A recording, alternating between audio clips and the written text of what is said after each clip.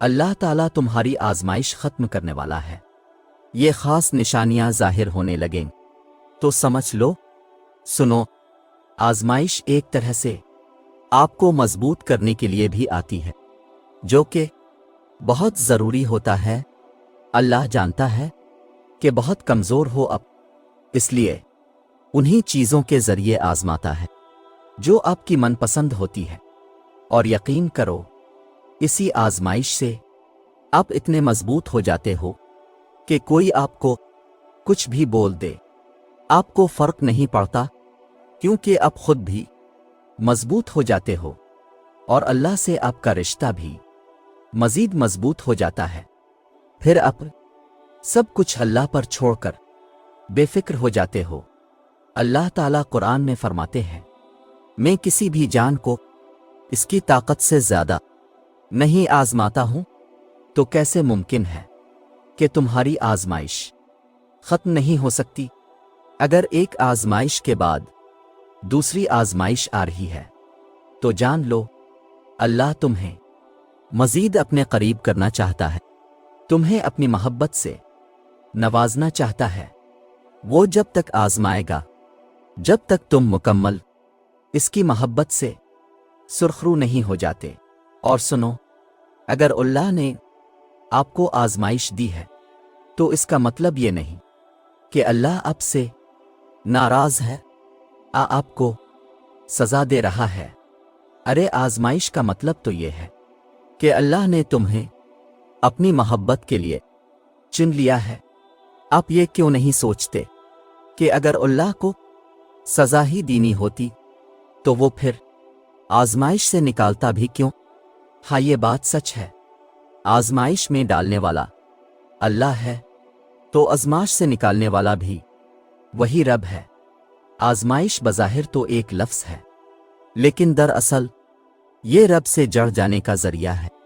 یاد رکھو، دلوں کے حال اللہ بہتر جانتا ہے، اور تقدیروں کے کھیل بھی اسی کے ہاتھ میں ہیں۔ تو پھر کیوں مطمئن نہیں؟ کیوں سوچوں میں گھیرے ہوئے ہو؟ کیوں اس کی بادشاہت پر یقین نہیں؟ کیوں اس کے فیصلوں پر راضی نہیں؟ جب اللہ جانتا ہے کہ کس وقت کیا بہتر ہے، پھر دل میں وسوسوں کا سوال ہی پیدا نہیں ہونا چاہیے۔ اگر ابھی بھی سوچوں میں ڈوبے ہوئے ہو، دل بے چین ہے، تو سمجھ جاؤ تم دل سے راضی نہیں۔ اس کے فیصلوں پر صرف زبان سے کہہ دینا توکل نہیں ہوتا، بلکہ زبان کے اقرار سے پہلے دل سے راضی ہونا توکل ہوتا ہے۔ ہم کہتے ہیں کہ اللہ تو ہم سے 70 ماؤں سے زیادہ پیار کرتا ہے، تو وہ ہمیں آزمائش ہی کیوں دیتا ہے؟ ہم کہتے ہیں کہ اللہ تو جانتا ہے کہ ہمیں کس چیز کی خواہش ہے، تو انتظار ہی کیوں کرواتا ہے؟ بن مانگے کیوں نہیں عطا کرتا؟ ارے ذرا یہ سوچو اب کہ اگر یہ معمولی سی آزمائش نہیں بھی آتی تو اللہ سے کیسے جڑ پاتے؟ اب اگر دعا نہیں ہوتی تو اللہ سے ہم کلام کیسے ہو پاتے؟ اللہ پاک مختلف ذرائع سے آزماتے ہیں، کبھی لے کر تو کبھی دے کر، لیکن یاد رکھیے گا آزماتے انہیں ہی ہیں جنہیں اپنے قرب سے نوازنا چاہتے۔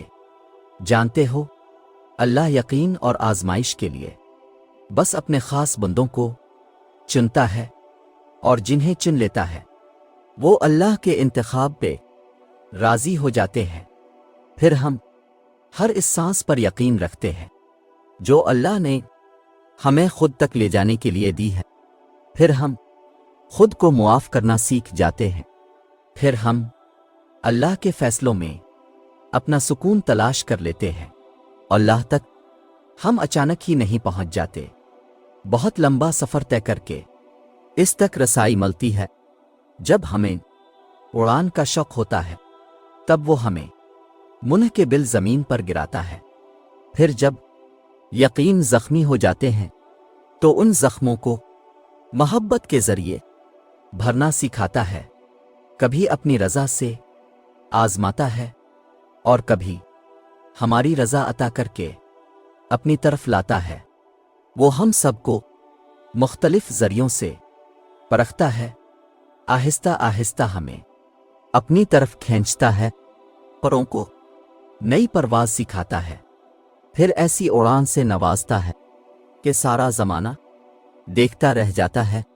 اس کے جواب میں بھی حکمت ہوتی ہے، اور اس کی خاموشی میں بھی تم سنا کرو، دل لگا کر جو وہ تمہیں بتاتا ہے۔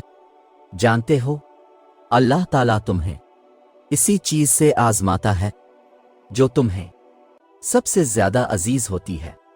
وہ تمہیں تمہاری من پسند چیز کے ہاتھوں بے بس کر دیتا ہے، اور پھر وہی بے بسی تمہیں سجدہ کرواتی ہے، اور تم اپنی فریاد لے کر جب اس کے آگے خالی جھولی پھیلاتے ہو تو وہ تمہیں نوازنے کی ٹھان لیتا ہے۔ ناممکن اللہ کے لیے کبھی بھی کچھ نہیں ہوتا، وہ ممکن تمہارے لیے بناتا ہے، اور پھر تم جب مانگنے کا تسلسل نہیں توڑتے ہو نا، تب وہ بھی تمہیں دینے کا وسیلہ بنا رہا ہوتا ہے۔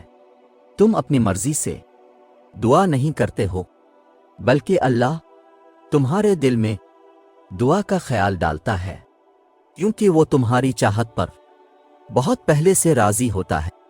آزمائشیں تو بس ایک بہانہ ہوتی ہے، بس تمہارے ہاتھوں کے دعا میں اٹھنے کی دیر ہوتی ہے، اور نصیب موڑ دیا جاتا ہے۔ اور جان لو آزمائشیں وقتی ہوتی ہیں، جتنی جلدی آزمائش سے مایوس ہونے کے بجائے رب سے لو لگا لینا، اتنی جلدی آزمائش سے دستبردار بھی ہو جاؤ گے۔ ایک بات ہمیشہ یاد رکھو، ہزاروں مسائل کا ایک حل وہ ہے توکل۔ جہاں توکل ہو وہاں شکوے نہیں ہوتے، جہاں توکل ہو وہاں دل کبھی بے سکون نہیں ہوتا۔ اگر پھر بھی لگتا ہے کہ ہمت باقی نہیں، اب تو جان لو وقت آزمائش اب ختم ہونے کو ہے۔ اور یاد رکھو جن دعاؤں کے بارے میں شیطان سب سے زیادہ ناممکن کے وسوسے دلائے، انہیں اور زیادہ یقین سے مانگا کرو، کیونکہ وہی دعائیں سب سے بڑی آزمائش ہوتی ہیں۔ یقین کی آزمائش، اور آزمائش پر پورا اترنے والوں کے لیے اللہ کے ہاں بہترین اجر کا وعدہ ہے۔ اتنا پریشان نہ ہوا کریں، یاد رکھیں آپ کے معاملات اس کے ہاتھ میں ہیں، جو جانتا ہے کہ آپ کو کیا چاہیے، آپ کے لیے کیا بہتر ہے، اور کیسے آپ کی چاہت کو بہترین بنا کر کس وقت آپ کو عطا کرنا ہے۔